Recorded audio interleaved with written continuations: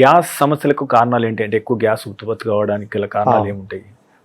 Food మెయిన్గా, అది lactose intolerance గురించి మాట్లాడుకున్నాం కదా, ఒకటి టూ మచ్ ఫైబర్ తిన్నా కానీ కొంతమంది గ్యాస్ వస్తుంది అనమాట. ఎస్పెషలీ సలాడ్స్ ఇట్లా తిన్నారనుకోండి, అవి అన్కుక్డ్ వెజిటబుల్స్ కొంతమంది ఎక్కువ తింటారు.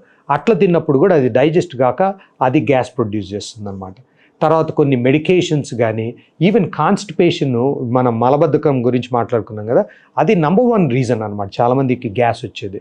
తర్వాత డైటరీ ఇంటాలరెన్స్ అంటే ఇప్పుడు లాక్టోస్ కాకుండా కొంతమంది గ్లూటెన్ ఇంటాలరెన్స్ ఉంటుంది, ఆరు ఇంకో ఫుడ్ సెన్సిటివిటీ ఉండొచ్చు. అది కొంచెం ఐడెంటిఫై చేయాలి. మేమేం చేస్తామంటే ఎలిమినేషన్ డయట్ అంటాం. అంటే ఒక్కొక్కటి ట్రై చేసి ఏదన్నా ఒక్క ఫుడ్ ఎలిమినేట్ చేయడం వల్ల బెటర్ అవుతుంది. అట్లా కొంచెం ట్రయల్ అండ్ ఎర్రర్ చేయాలి. ఎందుకంటే ప్రతిదానికి టెస్ట్ ఉండదు, ఏ ఫుడ్ పడుతుంది ఏ ఫుడ్ పడదు అనేది టెస్ట్ ఉండదు. కాబట్టి ట్రయల్ అండ్ ఎర్రర్ మెథడ్తో ఏమైనా ఫుడ్ సెన్సిటివిటీస్ ఉన్నాయో కూడా తీసుకోవాలా.